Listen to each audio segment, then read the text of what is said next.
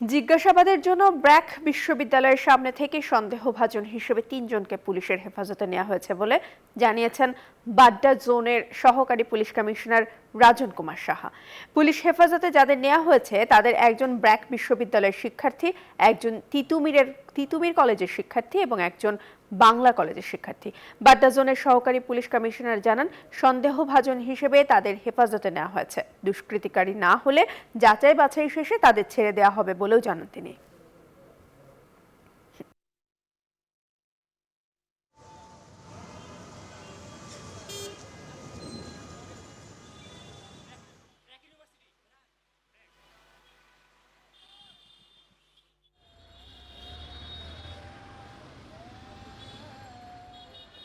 আমরা জিজ্ঞাসাবাদ করে যদি দেখি তারা জড়িত, সহিংসতার সাথে জড়িত, যদি তারা দুষ্কৃতিকারী হয় তখন তাদের বিরুদ্ধে বিপরীত। তাছাড়া আমরা জিজ্ঞাসাবাদের জন্য নিচ্ছি, আইনে আছে, ঠিক আছে, সাক্ষ্য আইনে আছে, আমরা জিজ্ঞাসাবাদের জন্য যে কাউকে তখন আমরা আমাদের হেফাজতে নিতে পারি।